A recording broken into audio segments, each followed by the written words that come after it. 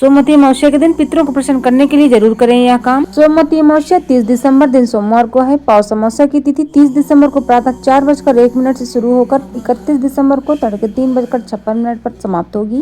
वैदिक पंचांग के अनुसार 30 दिसंबर सोमवार को अमावस्या तिथि पूरे दिन रहेगी, जिसके चलते अमावस्या से संबंधित सभी कार्य किए जाएंगे। अमावस्या पर पितरों की शांति के लिए सभी कार्य जैसे तर्पण, श्राद्ध और पिंडदान इसी दिन करना श्रेष्ठ रहेगा। वहीं पवित्र नदी में स्नान और गरीबों को दान करने का महत्व भी इसी दिन माना जाएगा। पितरों को प्रसन्न करने के लिए जरूर करें यह काम। इस दिन सुबह जल्दी उठकर सबसे पहले स्नान करें, फिर पितरों को आचमन कर तर्पण दें। तर्पण के लिए काले तिल, सफेद फूल और कुश का इस्तेमाल होता है। तर्पण से पितृ दोष से मुक्ति मिलती है। इस दिन स्नान के बाद पीपल वृक्ष की जड़ में जल देना चाहिए, इससे भी पितृ दोष दूर होता है। इस दिन पीपल की पूजा करें, 7 बार परिक्रमा करें और सरसों के तेल में काले तिल डालकर दीप जलाएं। मान्यता है कि पीपल में पितृ भी वास करते हैं, इसलिए पीपल वृक्ष में जल देने और पीपल की सेवा करने से तीर्थ समान फल मिलता है और पितृ भी प्रसन्न होते हैं।